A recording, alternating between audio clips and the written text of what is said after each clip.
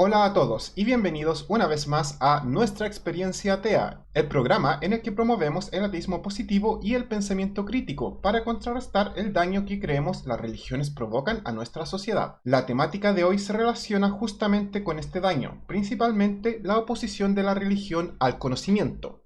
Es por esto que el tema de hoy es nuestra forma de contrarrestar este daño al educar sobre los temas específicos que la Iglesia desea enterrar. Como he explicado anteriormente, el mayor enemigo de la religión es el conocimiento, ya que todo el conocimiento científico acumulado en los últimos siglos demuestra que la Iglesia no es más que un montón de fábulas e historias que forman un libro para contar cómo la Tierra era vista por personas que no tenían el conocimiento que tenemos hoy en día. Seguramente recordarán que ya he hablado de esto. La primera gran amenaza para la Iglesia vino con Copérnico, quien les informó que la Tierra giraba alrededor del Sol y no al revés como indicaba la Biblia. Tiempo más tarde aparece Alfred Wegener, quien entendió que los continentes se movían, que la Tierra no era algo quieto, lo cual no tendría sentido bajo la idea de un planeta de no más de 6.000 años de vida como lo indica la Biblia. Acá podemos ver distintas pruebas, no solamente la forma de los continentes, sino que además el tipo de fauna que evolucionó y que se movió de un continente a otro en formas que serían totalmente imposibles si en esa época hubiese habido el enorme océano que los separa hoy en día. El último clavo en el ataúd para la religión fue traído por la teoría de Wallace y Darwin, la cual explica cómo los animales cambian con el tiempo. Esta teoría obviamente no tiene sentido en un mundo que fue creado por un dios hace muy poco tiempo. Algo muy irónico es que Charles Darwin, el que podemos ver acá caricaturizado como un mono, es el científico más odiado por los creacionistas. Recuerden que hoy estoy hablando específicamente del odio de los creacionistas hacia todo lo que es ciencia y los descubrimientos de esta que contradicen su Biblia. Los creacionistas le atribuyen lo que es el descubrimiento de la evolución, o el invento de la conspiración, según ellos, ya que ellos no entienden que la teoría de él fue basada en los estudios realizados antes por Linneo, Lamarck, Weismann, entre otros. Incluso, Alfred Wallace logró desarrollar su teoría al mismo tiempo que Darwin, utilizando otro enfoque. Ambos científicos, basados en lo que ya se conocía, llegaron a la misma conclusión por caminos distintos. Incluso la leyenda dice que Wallace le envió algo de su investigación a Darwin mientras estaba enfermo, y Darwin aprovechó esto para publicar su libro, actualizando lo que él había escrito con lo que Wallace le había enviado. Es por esto que hoy en día a la teoría se le conoce como la teoría de la evolución Wallace-Darwin, ya que ambos llegaron juntos al mismo tiempo a la misma conclusión y es uno de los hechos más corroborados hoy en día. Es más, tenemos más conocimiento sobre esto que sobre la gravedad. Y por esto es tan triste que los religiosos intenten oponerse a algo que conocemos con mayor certeza que esto que nos mantiene unidos al suelo. ¿Por qué sucede esto? Es simple. La evolución, como ya dije, va a destrozar totalmente la idea de la religión. Por lo tanto, hay quienes creen que si se desacredita la evolución, podrían llegar a creer en su religión, lo cual no tiene ningún sentido, es totalmente absurdo y están totalmente separados. Todo lo que es evolución podría demostrarse falso en este instante y aún así no habría ninguna prueba para la creación. Nadie se volvería religioso porque de pronto se demostrase que la evolución es falsa. Si eso ocurriese, solamente buscaríamos la explicación de por qué caímos en este engaño y qué es lo que realmente explica cómo llegamos a ser lo que somos hoy en día, y no buscaríamos esa respuesta leyendo un libro creado por pastores que no entendían de ciencia, sino que lo buscaríamos tratando de entender los hechos que nos rodean. Sabemos que esta teoría es real porque ha sido corroborado demasiadas veces y porque todos los hechos apuntan hacia ella. Interesante además que algunos creyentes tratan de unir lo que es la evolución a dos puntos distintos: la biogénesis y el Big Bang. El Big Bang es el origen del universo, no tiene absolutamente nada que ver con lo que es la evolución. Puedo decir que muchos creyentes quieren creer que el universo, como tuvo un principio, nada puede existir sin tener un principio, hay algo que creó el universo. Y para ello creen en un Dios que no tiene principio, sin entender que el universo perfectamente podría no tener principio y podría expandirse y empequeñecerse siempre, y como nosotros solamente conocemos el Big Bang de ahora, no conocemos qué había antes, si es que quizás hubo otro Big Bang anterior y el universo se ha estado construyendo, reconstruyendo y reinventando por siempre.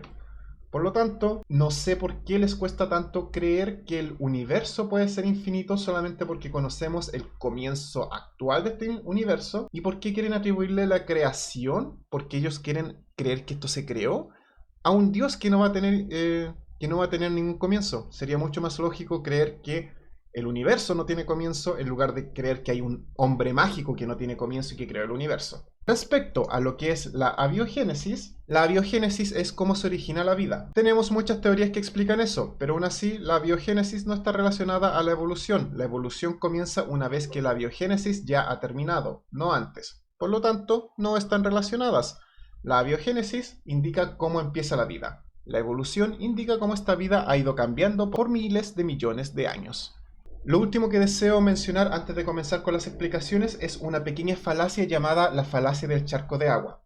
Hay muchos creacionistas que han sacado los cálculos para que exista un planeta idéntico al nuestro y con la vida que hay hoy en día, y han llegado a la conclusión de que el que exista nuestro planeta y sea capaz de sostener nuestra vida es solamente de 10 elevado a 40.000, lo cual es conocido como la falacia de Hoyle, y según él esa es la probabilidad de que la biogénesis pueda existir y pueda existir nuestro planeta. No me dedicaré a analizar los números, pero sí explicaré cuál es el problema aquí. Eso sería si nuestro planeta no existiera y si nosotros tratásemos de crear un planeta que se ajuste a nuestras necesidades. Pero este planeta ya existe y nosotros también ya existimos. Por lo tanto, la probabilidad de que el planeta exista es de 1 en 1, porque este planeta sí existe. Y la probabilidad de que la biogénesis resulte es de 1 en 1 porque resultó y estamos acá. El creer que el planeta fue creado para nosotros y que por esto hay un Dios que solamente Él pudo crear un planeta hacia acá es ver las cosas al revés. Tenemos aire para respirar, tenemos comida para comer, tenemos agua para beber. Pero lo que no entienden estas personas es que si no viviésemos en un planeta lleno de aire, estaríamos respirando otra cosa. Los primeros seres vivos no respiraban aire. El primer cloroplasto que existió que se dedicó a producir aire terminó siendo tan exitoso porque ningún otro ser producía aire que creó un veneno llamado oxígeno, que es lo que respiramos hoy en día. Este veneno asesinó absolutamente a todas las criaturas excepto unas cuantas que sobrevivieron en fumarolas volcánicas y ellos se volvieron los seres más exitosos del planeta hace unos 4.000 millones de años, creo, no estoy seguro al respecto, y de ahí empezó a evolucionar vida que solamente podía respirar oxígeno. La que no podía respirar el oxígeno moría o se quedaba en las fumarolas volcánicas donde todavía podemos encontrarlas. Por lo tanto, el creer que el planeta está hecho para nosotros es lo mismo que ser una poza de agua, en la cual el agua, si de pronto fuese mágica y cobrase vida, se da cuenta de que la poza tiene la forma ideal para que ella esté ahí. Entonces la poza de agua va a creer, o el agua dentro de la poza va a creer que el agujero fue hecho para ella y por eso cabe tan perfectamente, cuando es al revés. El agua cayó y llenó ese agujero y por eso tiene esa forma. Por eso el agua fue la que se adaptó al agujero y no al revés.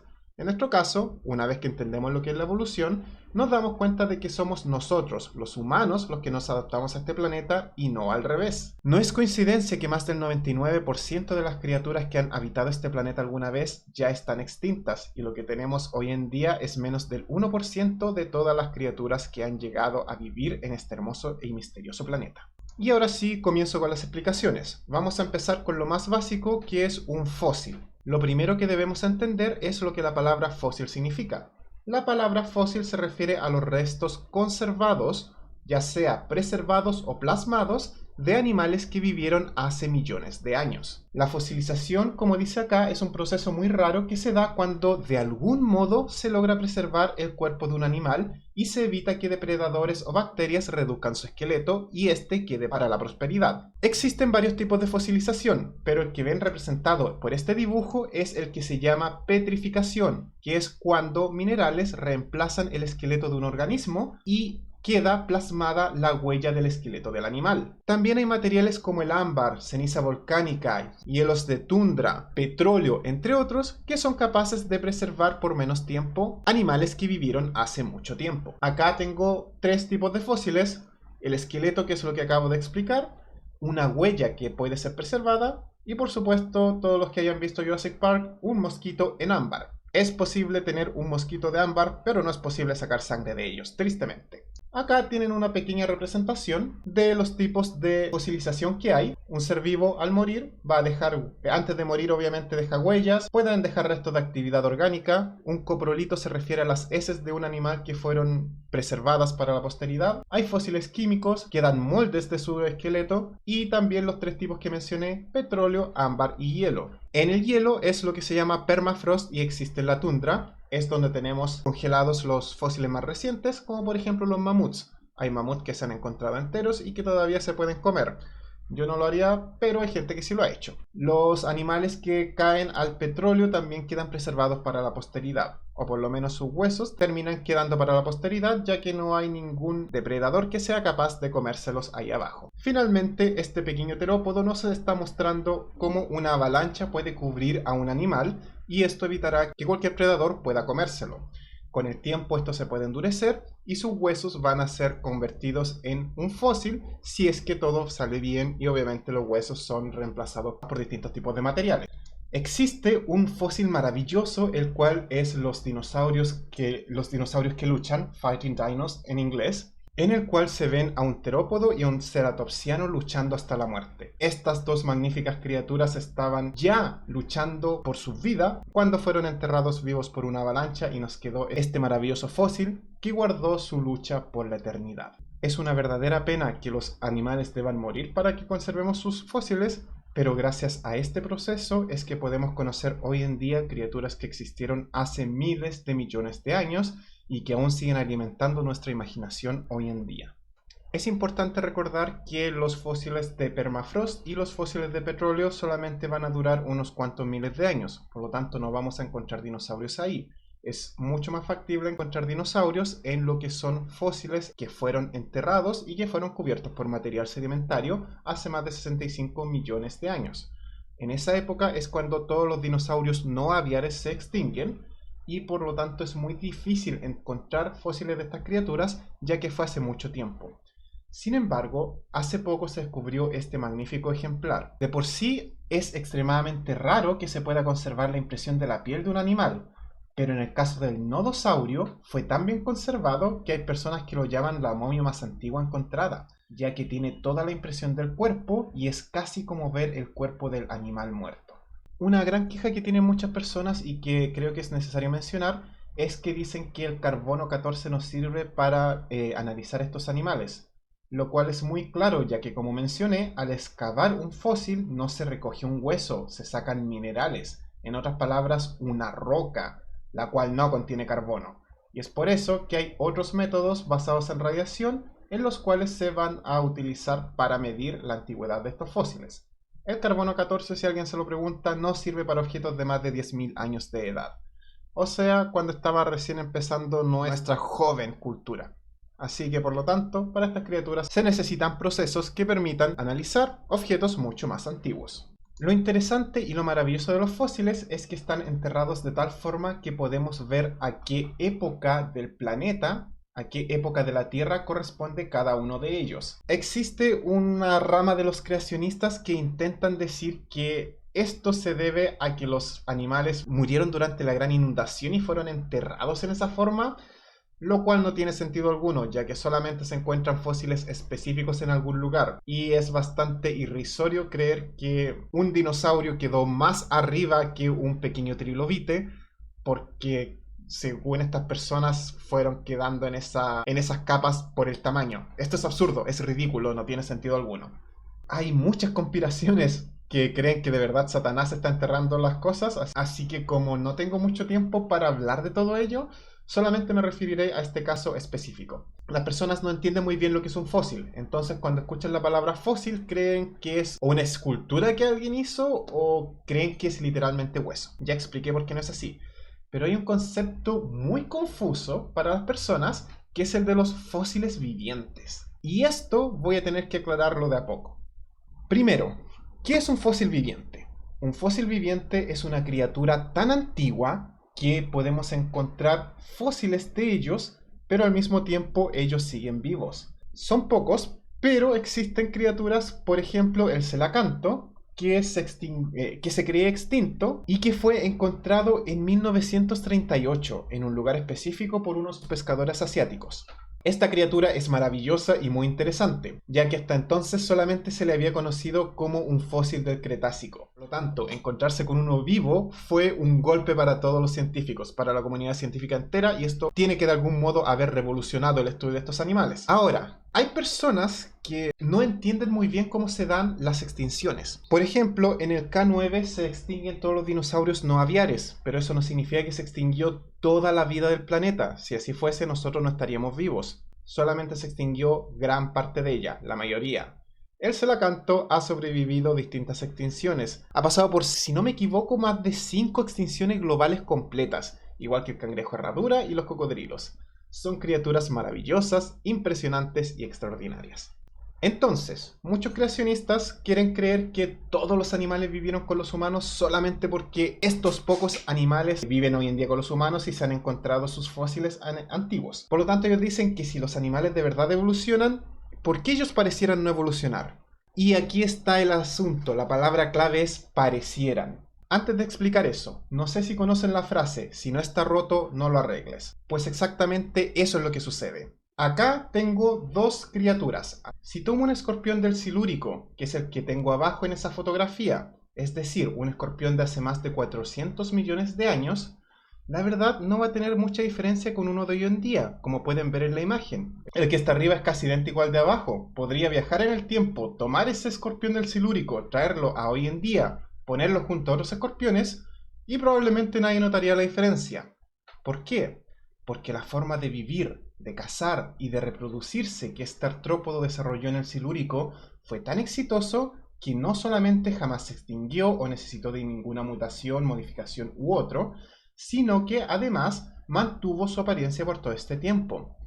Pero tenemos que tener cuidado en una cosa. El tamaño de un escorpión de esa época y del de hoy en día va a ser distinto. Por favor tengan esto en cuenta, ya que va a ser muy importante en lo que voy a mencionar más adelante. Como hay tantas personas que quieren decir que estas criaturas no han cambiado y por lo tanto vienen de hace tanto tiempo, buscan excusas de que probablemente los sedimentos son falsos o los fósiles son falsos, etcétera, etcétera, etcétera. Y siempre buscan la explicación a lo que acabo de preguntar. ¿Por qué parecieran no haber cambiado en todo este tiempo? El énfasis se debe dar en pareciera, ya que físicamente ellos parecieran no cambiar, pero genéticamente se diferencian de sus ancestros y mucho. Entonces, la razón por la cual estos parecen no cambiar se debe a varias razones. Como dije recién con el escorpión, ellos son tan exitosos para el tipo de ambiente en que viven que no necesitan mejorar sus estrategias y por lo tanto ellos siguen estando así. Pero la información genética que va a tener un antepasado de un escorpión y uno de hoy en día va a ser muy distinta. Probablemente lo mismo suceda con los celacantos, probablemente tengan otro tamaño si nos vamos a los antiguos, otra coloración y es muy posible que hasta tengan otras estrategias y otro comportamiento, por razones obvias. Pero físicamente sus cuerpos están adaptados para este ambiente y los lugares donde ellos han vivido no han tenido grandes cambios. Un escorpión que vivía bajo las rocas hace 400 millones de años puede seguir viviendo bajo las rocas hoy en día. Un celacanto que vivía en el Devónico, en lo más profundo del mar, puede seguir haciéndolo hoy en día y como no han aparecido superpredadores que vayan a cambiar el ambiente, pueden mantenerse ahí. Nunca un celacanto ha tenido que salir arriba del mar a convivir con ballenas y tiburones. Se quedan en lo profundo y ahí es difícil que vayan a salir predadores muy grandes debido a las grandes presiones que hay allá. Entonces, fósiles vivientes es un término que aparentemente fue creado por Charles Darwin, ya que en el libro El origen de las especies, él llama así al ornitorrinco, este pequeño que se parece a Psyduck, que está junto al alacrán, y a este amigo que está junto al celacanto, el pez pulmonado, puesto que ambos son seres tan antiguos que un fósil antiguo de ellos sería idéntico al de hoy en día. Me sorprendió saber que los pelícanos también entraban en la categoría, un ave que según yo se ve mucho más moderna que uno de mis animales favoritos, el cocodrilo. Me encantan estas criaturas, son arcosaurios, no son dinosaurios, ya que son más antiguos incluso que los dinosaurios. Dato interesante para todos. Entonces, he mencionado dos tipos específicos de hechos que muchos creacionistas odian. El primero es el hecho de los fósiles. Tenemos fósiles, los cuales, como ven acá, han sido enterrados en distintas épocas de la Tierra, desde el Paleozoico, Mesozoico, Cenozoico. Esas son las tres grandes eras, al final de las cuales existe una gran extinción masiva. Y bueno, hoy en día estamos en el Holoceno, por si a alguien les interesa. Empezó hace 10.000 años y es, ¿cómo decirlo? No quiero decir el reinado humano, pero sí es donde hemos arruinado mayor parte del planeta, porque es cuando empezamos nuestras civilizaciones. ¿Por qué le lastima tanto a la religión? Porque la religión quiere creer que nosotros solamente hemos vivido desde la mitad del Holoceno, que fue cuando Dios supuestamente creó todo. Por lo tanto, tener esta enorme cantidad de fósiles demostrándonos lo antiguo que es nuestro planeta, les va a doler bastante. Algunos de ellos han intentado utilizar la idea de los fósiles vivientes como una excusa para decir no, todo fue creado en 6 días y el humano convivió con dinosaurios, lo cual es totalmente imposible, ya que los únicos dinosaurios con los que ha convivido el humano son las aves, y esto lo explicaré más adelante cuando hable de los terópodos. Pero los dinosaurios no aviares se extinguieron todos a finales del Cretácico, hace 65 millones de años, demasiado tiempo, y por lo tanto es imposible que tengamos alguna vez un T-Rex mascota, por mucho que me duela este hecho. Ahora bien, el último tema a tocar hoy en día es el de la evolución. La evolución es bastante simple. Es tan simple que explica por qué tenemos que inyectarnos una vacuna cada año contra la influenza, o por qué hoy en día tenemos COVID-19 con al menos 5 cepas distintas dando vueltas alrededor del mundo, ya que este virus se ha hecho tan exitoso porque contagia a las personas sin desarrollar síntomas tempranos. Así las personas no tienen idea que están contagiadas, van a seguir haciendo su vida normal y el COVID va a tener la oportunidad de saltar a otro huésped y de cambiar con la información genética que encuentre en este. Como mencioné al principio del video, a los creacionistas no les conviene aceptar un hecho tan simple, porque eso automáticamente demuestra que la Biblia no puede ser factible. Con evolución no hay Adán y Eva, sin Adán y Eva no hay pecado original y por lo tanto toda la idea de que exista la religión y de que exista un Jesús, entre otras cosas, no tienen el más mínimo sentido. Como hoy estamos hablando solo de hechos comprobables, voy a dedicarme a hablar de la evolución y dejar el tema de las ideas de la religión para otro día. Entonces, analicemos la idea de la evolución y cómo está relacionada con los fósiles. Primero, quiero explicar algo muy simple. En primer lugar, necesito explicar algo muy simple. Todo cambia, las personas cambiamos. Estoy seguro que todos han notado que si una persona muy pálida tiene un hijo con una persona de piel muy oscura, los hijos normalmente no van a salir ni de piel pálida ni de piel oscura, sino que un intermedio. ¿Por qué? Porque los genes se van heredando. ¿Qué sucede cuando un grupo específico de personas se queda mucho en un lugar? Pues acá tenemos un mapa con el color de piel de los indígenas que han estado en distintas áreas. Voy a explicarlo de inmediato. Para entender este mapa necesitamos entender esto, que los animales cambiamos, todo cambia en este planeta, sí, incluso los fósiles vivientes que mencioné antes. Ahora bien, los cambios son graduales, pero con mucho tiempo se van a ir heredando. En este ejemplo, el color de piel va a cambiar una vez que empezamos a movernos de África. Recuerden que empezamos ahí. Las personas que se quedaron en África, que es un área mucho más afectada por el sol, desarrollaron, o más bien con el tiempo su piel adquirió mayor cantidad de melanina. Aquellos que no pudieron desarrollar este cambio, o cuyos hijos no desarrollaron este cambio, lamentablemente murieron de cáncer o de sobreexposición al sol. Quienes se fueron de ahí al norte, donde casi no hay sol, sobrevivieron gracias a que su piel hizo lo contrario, terminó siendo pálida y así pudo aprovechar al máximo el sol que llega en esas áreas. Obviamente, aquellos que estaban ahí y tenían la piel muy oscura, tenían problemas con el sol y probablemente no vivieron mucho y murieron de frío. Quienes sobrevivieron terminaron desarrollando una piel mucho más pálida y sus generaciones también. Es por esta razón que si eres pálido y te vas a un área de mucho sol, tu piel, que por 10.000 años ha sido heredada para aprovechar al máximo el sol, termina totalmente roja. Y si sigues haciendo eso te va a dar cáncer de piel si no utilizas bloqueador, por recibir demasiado sol en una piel que no se estuvo adaptando para hacerlo. Una piel que estuvo por milenios tratando de aprovechar al máximo el poco sol que se recibía. Estos cambios fueron heredados a través del ADN por mucho tiempo, y eso es lo que nos crea esta problemática de hoy en día.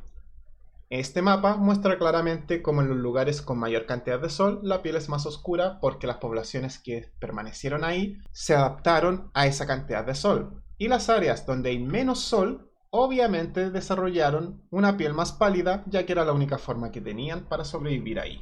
Entender el concepto de la evolución no es difícil, solamente tienen que entender una regla específica. La naturaleza intenta asesinarte. Y eso es todo. La razón por la cual la evolución funciona es porque intenta matar todo lo que está vivo. La naturaleza quiere destruirlo todo. Por ello, menos del 1% de las especies que han existido siguen vivas hoy en día. Desde los primeros seres multicelulares que la naturaleza ha estado matando a otros. Les conté la historia. Antes las criaturas vivían en CO2. Aparecieron estos fitoplanctos extraños que de pronto empezaron a generar oxígeno. ¡Boom! Hay un veneno letal que ha asesinado a toda la población del mundo, excepto a los que sean capaces de respirar oxígeno. La primera extinción masiva del mundo, señores. Y desde entonces hemos seguido utilizando el mismo método para sobrevivir. Ahora bien, el mayor asesino es sin duda el ambiente. Para explicarlo bien, tengo estas hermosas imágenes acá, en las cuales explicamos cómo el ambiente va a influir en la supervivencia de una especie. Si tengo a un oso polar y a una foca viviendo en el Ártico, ellos ya se han adaptado a este lugar. Si llevo una lagartija o algún anfibio, este no está adaptado para el frío, se va a congelar y va a morir de inmediato. Es la naturaleza, es cruel y es lo que sucede. No es que estas criaturas hayan sido creadas y puestas a vivir ahí. No, estas son las criaturas que lograron sobrevivir por alguna razón. Solamente aquellos animales que son exitosos en el medio específico logran sobrevivir ahí y dejar descendencia. Si llevo un cocodrilo a este lugar, el cocodrilo se va a congelar y puedo llevar 1000 cocodrilos y los 1000 cocodrilos se van a congelar. Si tengo osos polares adecuados a este lugar, van a vivir bien. Si tengo focas, se van a reproducir, no hay problema, Mientras no haya muchos osos polares comiendo focas, las focas pueden sobrevivir perdiendo solamente unos cuantos de sus miembros. Por lo tanto, este supuesto equilibrio no es más que la naturaleza matándonos, o más que la naturaleza el ambiente en el cual vivimos. Si tomo a este pobre osito polar y lo llevo a un desierto, va a morir, porque el animal que está adaptado a un ambiente específico solamente puede vivir y reproducirse en ese ambiente específico. Si lo saco de su ambiente específico y lo coloco en un ambiente hostil, no es probable que sobreviva, excepto por nosotros los humanos que hacemos trampa y utilizamos herramientas para ello. Adicionalmente, cuando tengo dos animales que pueden ocupar el mismo nicho en un lugar, ambos animales van a empezar a competir por los recursos. Y cuando esto ocurre, el más adaptado o que reciba más ventajas de ese ambiente específico es el que logra sobrevivir y se reproduce, mientras que el otro debe buscar un nicho o probablemente se extinga. Alguna vez probablemente han escuchado la palabra Neandertal. Neandertal es un tipo de homínido que convivió con nosotros hace más de 10.000 años. ¿Qué sucedió con ellos? Ocupaban nuestro nicho. Nosotros los asesinamos y nos quedamos con el nicho. Aquí estamos nosotros vivos, mientras que los neandertales fueron asesinados por nuestros antepasados. Dos criaturas que comparten con el mismo nicho, una de ellas va a tener más ventaja. Y tengo que dejar esto muy en claro. Tener mayor ventaja no significa estar mejor adaptado o ser superior. La idea de la supervivencia del más apto jamás habla de una criatura mejor que otra. Los neandertales eran mucho mejores que nosotros. Eran más evolucionados, eran más inteligentes, eran pacíficos y por el estilo de vida aparentemente eran mucho más comprensivos y liberales de lo que nosotros jamás hemos sido.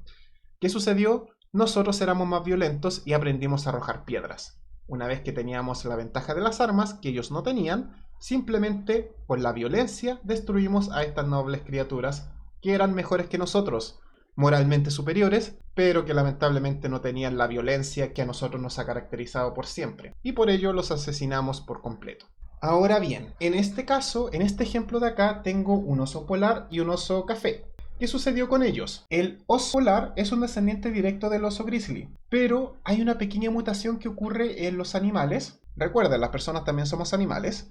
Y es el albinismo. Es hermoso. ¿Y qué sucedió acá? En el Ártico, estos osos estaban apenas sobreviviendo. Hubo un osito con una mutación y nació blanco, y de pronto fue el oso más exitoso de todos los osos que existían en esa época, ya que era prácticamente invisible para las presas y podía comer cuanto quería.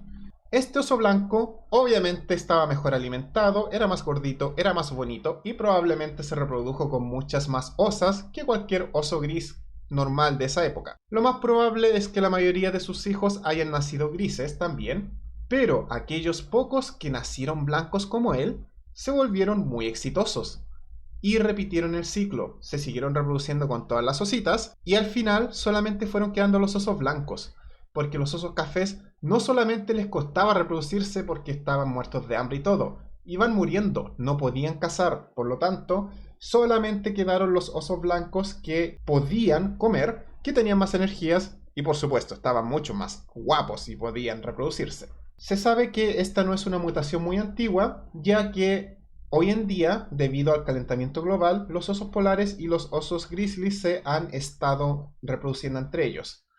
Algo lamentable, no porque vaya a desaparecer los osos polares, sino que porque esto demuestra lo desesperados que están los osos polares por sobrevivir, que se han acercado a las áreas donde existen los osos grizzlies y se han estado reproduciendo. Y también esto está dando paso a un nuevo tipo de oso mucho más grande, fuerte, poderoso y violento llamado el Peaslee. Felicidades humanos, ustedes se lo arruinan todo. Ahora bien, cuando hablé sobre el albinismo dije que esta era una mutación. ¿A qué me refiero con una mutación? Verán, una mutación es un pequeño cambio que ocurre en los animales. Acá tengo esta caricatura representando cómo sería un tipo de mutación en estos dinosaurios imaginarios. Por ejemplo, imagínense que los terópodos sí hubiesen sido como estos dragones que se imaginan en Jurassic Park. Porque espero todos sepan que la mayoría de los dinosaurios de Jurassic Park ninguno lucía así. Por favor, espero que eso sea un hecho científico que todos sepamos, si no voy a hacer un capítulo entero al respecto. Como decía, si los dinosaurios en verdad fuesen como estos dragones que muestran en Jurassic Park, que no tienen plumas y solamente tienen escamas, entonces imagínense un dinosaurio como el que aparece acá, al cual de pronto le hubiesen salido plumas. Y hubiese tenido no solo la piel escamosa, sino que además estas plumas, que eran raras, pero le daban una ventaja extraña, ya que él podía perfectamente subirse a algún árbol y saltar de ese árbol sobre una presa que no se diera cuenta que lo estaban acechando, y caer sin morir, arrojarse y planear sin que el impacto fuese tan fuerte como era para los demás dinosaurios que no tenían esta extraña mutación. Si este dinosaurio fue lo suficientemente exitoso como para lograr esto, créanme que iba a reproducirse mucho, iba a tener mucha comida e iba a tener una ventaja que ningún otro dinosaurio tenía. Quiero, por favor, que todos sepan que esto solamente es un ejemplo y una exageración. Los dinosaurios en verdad sabemos que la mayoría de los terópodos sí tenían plumas, e incluso el T-Rex se ha encontrado evidencia de que podía tener o un capuchón o estar cubierto en plumas en ciertas partes, quizás no todo el cuerpo por sobrecalentamiento, pero sí en muchas partes. Se han encontrado fósiles en los cuales se ven claramente las plumas en la cola de un dinosaurio. Este ámbar que está acá muestra la cola de un raptor, el cual estaba ya cubierta por plumas. Y de hecho, más aún, se sabe que tanto los dinosaurios como los pterodáctilos, que no son dinosaurios, sino que son reptiles voladores, ambos están cubiertos en un tipo de filamento. De hecho, los triceratops tienen unas especies de espinas que tienen la misma base que son estos filamentos, y en los raptors los filamentos se convirtieron en plumas. Estos filamentos aparecen en el ancestro común más antiguo de ambos, del grupo Avematatarsalia, el Congonapon kelly, el cual es un pequeño avematatarsalio de 10 centímetros, el cual ya tenía ciertos filamentos. Estos filamentos, como dije, se iban a convertir en las plumas de los raptors, en los pequeños filamentos que tenían los pterodáctilos y por supuesto que en los ceratopsianos en estas púas con las cuales en teoría se defendían y que por lo menos sabemos cubrían su cola. Son los fósiles los que nos cuentan la historia de cómo los animales han ido cambiando de a poco y cómo los terópodos terminaron siendo las hermosas aves que son hoy en día. Lamentablemente, este hecho tan común y tan simple de entender que los animales cambian va a crear el problema de que la religión necesita que la gente crea que todo viene de un hombre mágico que creó todo hace 6.000 años solamente. Y para muchas personas les cuesta entender que los humanos somos bastante insignificantes. Solamente tenemos 10.000 años de civilización. Unos cuantos miles de años antes como criatura sí, pero como civilización solamente 10.000 años. Y todos creemos ser el pináculo de nuestra civilización, lo más importante de todo. Y los humanos somos egocéntricos. Nos gusta creer que somos importantes y nos gusta creer que hay algo después. Entonces nos gusta creer que el planeta que habitamos no es un planeta al cual nosotros nos adaptamos, sino que a muchas personas les fascina la idea de que un hombre mágico lo creó para ellos. Por esto, toda la evidencia fósil que destroza totalmente esa hipótesis va a dolerle a la religión. La religión necesita sus creyentes, la religión necesita gente donando su dinero y la religión necesita gente apoyándolos para que cambien las leyes de los países. Para ello, tristemente, los fósiles nos cuentan la historia del mundo. Son la evidencia perfecta de los miles de millones de años que miles de millones de seres han existido en este planeta y cómo todo ha ido cambiando con el tiempo. Todas las especies somos transitorias, así, y esto es algo importantísimo, ya que cada vez que se explica lo más básico de la religión, y esto, el que los humanos somos primos de los monos, muchos religiosos siempre sacan el mismo tema. ¿Dónde está el eslabón perdido entre el humano y el mono? Bueno, primero debo explicar que no hay eslabón perdido entre el humano y el mono porque el humano es un mono. Hablaré esto más adelante, pero lo más importante es entender esto. Un eslabón perdido jamás va a ser encontrado porque no existe. Ninguna especie deja de ser una especie y se convierte en otra. Voy a utilizar para explicar esto uno de mis temas favoritos, la lengua. Supongo que ustedes que hablan español entienden que el latín culto, el cual era hablado por senadores, filósofos, oradores y escritores, se convirtió en la lengua oficial de la Iglesia Católica porque era culto, por allá por la caída del Imperio Romano en el 476. El latín vulgar era este latín hablado por soldados, campesinos, pueblos conquistados, el populus, la gente, nosotros. ¿Qué sucede con este latín vulgar? Este latín vulgar se divide y se origina en lo que hoy en día se denomina lenguas romances. Entre ellas están el castellano o español, el francés, el italiano y el portugués.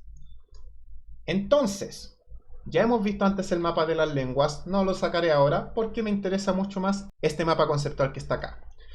Les recuerdo que el español proviene del latín, específicamente del latín vulgar. Pero créanme, en ningún momento una madre que hablaba latín vulgar dio a luz a un hijo que cuando creció éste hablaba español.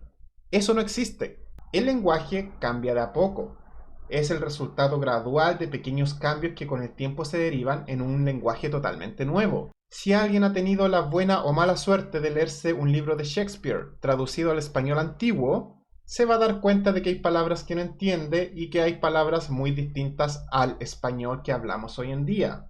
Alguien que hablaba español en los 80 se va a dar cuenta que hay palabras hoy en día que no entiende. Imagínense a alguien que hablaba español en el 1800. Pero, ¿el español del 1800 y el español de hoy son lenguas distintas? Para nada. Ambos son español, pero ha ido cambiando gradualmente. Quizás a futuro exista un neo-español o algo así, y no va a existir un intermedio entre estas dos lenguas. Imagínense lo absurdo que sería que alguien me dijera: hey, Teo, en el 1800 se hablaba español antiguo, y hoy en día tú dices que se habla español moderno. ¿Puedes decirme que de verdad se hablaba español antiguo en esa época si no tienes ningún eslabón perdido entre el español antiguo y el español moderno?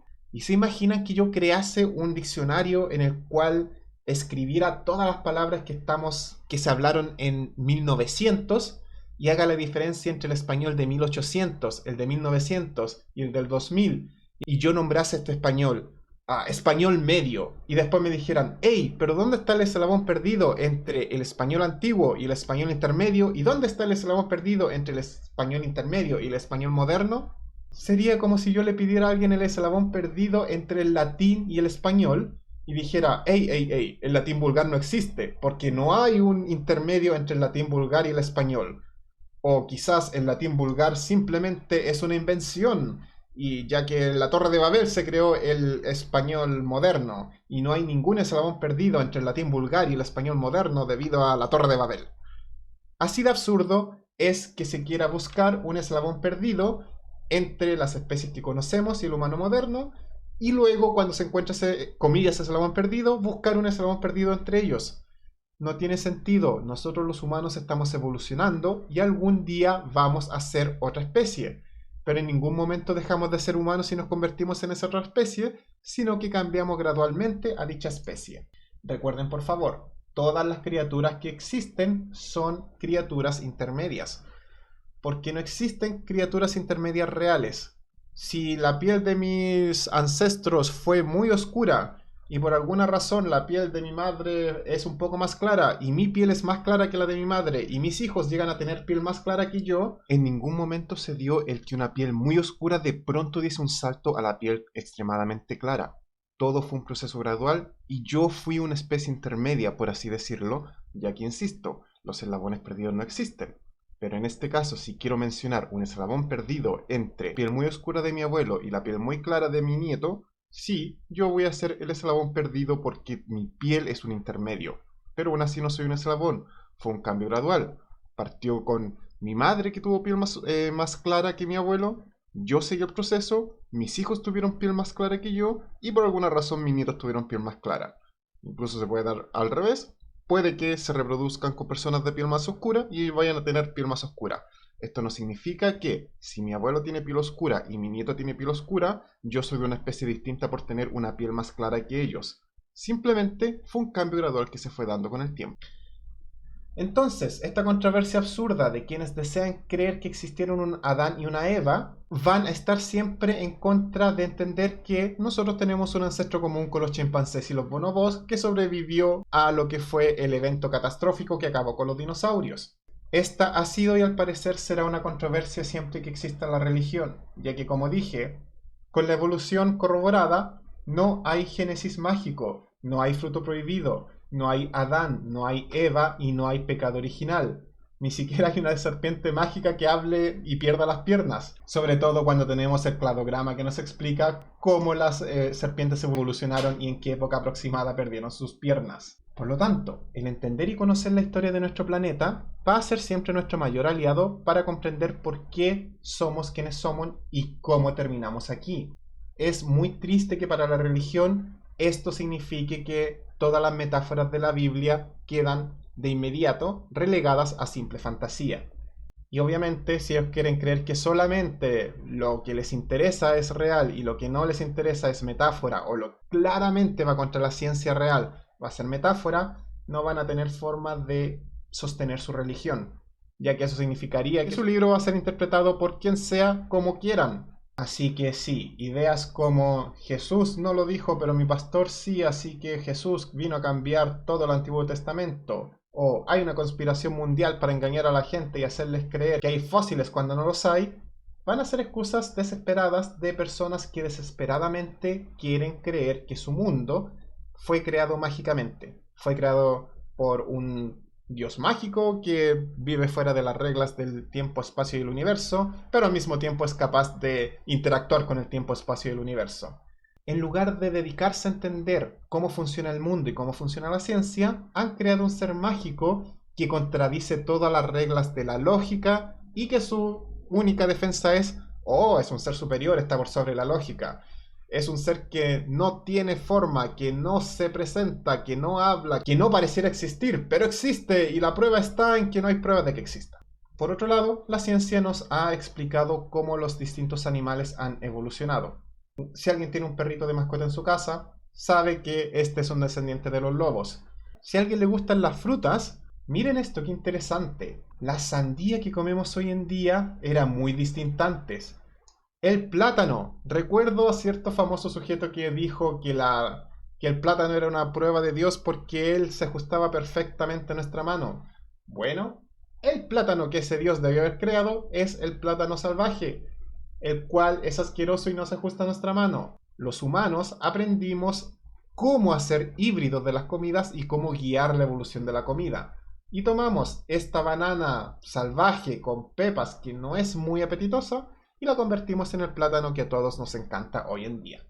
Sucede lo mismo con lo que son las berenjenas, las zanahorias que antes no eran más que una simple raíz y con lo que es el maíz, el cual antes era una tirita que era como un poroto verde, no valía la pena comérselo. Entonces, para acabar, solo puedo recordarles que nosotros somos homínidos. Eso quiere decir que somos monos que caminamos en dos patas. Si algún creacionista dice, el hombre no viene del mono, yo le diré que tiene toda la razón. El hombre no viene del mono, el hombre es un mono. Lamentablemente para la religión, esto derriba todo lo que son los cuentos de Génesis. Génesis completo es una gran cantidad de historias de personas que no entendían lo que entendemos hoy en día. Como he dicho antes, el conocimiento es el mayor enemigo de la religión, porque la base de la religión es el temor a lo desconocido. Una vez que no hay temor y no hay algo desconocido, ya no hay nada a lo que la religión se pueda aferrar. Por eso hoy en día sabemos que un trueno es electricidad producida por las nubes y no es Thor enojado, y por ello ya no tenemos seguidores de Thor. También hoy en día sabemos que todos tenemos un ancestro común y evolucionamos y no fuimos creados por un hombre mágico en las nubes. Lamentablemente, aún sí tenemos gente creyendo eso y que se niega a aceptar la realidad. Es por esto que tenemos que educar a las personas. Tenemos que enseñarles a todos que nosotros somos animales y no somos seres superiores puestos en el planeta por un dictador místico para que hagamos lo que queramos con el planeta. Como vemos, el calentamiento global es negado por personas básicamente religiosas que necesitan creer que hay un Dios que creó el planeta, y de hecho muchas de sus excusas son que el hombre no sería capaz de arruinar el planeta porque Dios creó el planeta y Dios es más poderoso, etcétera, etcétera, etcétera. La ignorancia nos afecta a todos.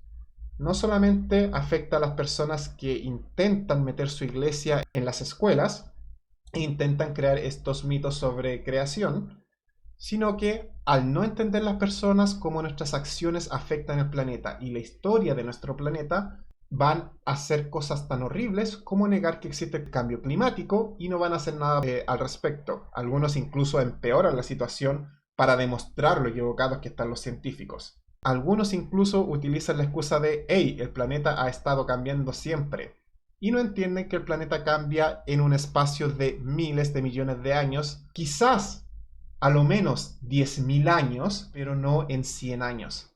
Y el no entender el daño que eso hace solo porque la Biblia dice otra cosa, es lo que está acabando con nuestro planeta hoy en día. Por ello siempre digo que la educación es importante y por ello es que existe este programa, para educar, para aprender y para seguir buscando hechos. Si algún día me equivoco, me verán en un capítulo próximo explicando en qué me equivoqué y corrigiendo mis errores. La ciencia se basa en eso, aprender cuando se equivoca y corregir estos errores, no en creerle a un libro y tratar de justificar toda la existencia de las personas basadas en este libro creado por gente que no entiende ciencia. Con estas palabras y esta hermosa imagen que muestra lo parecidos que somos los humanos y nuestros primos, voy a despedirme hasta la próxima. Y como siempre, ha sido un placer estar con ustedes. Nos veremos en el próximo capítulo y recuerden, el conocimiento es el arma más poderosa para los humanos. Hasta la próxima y que estén muy bien.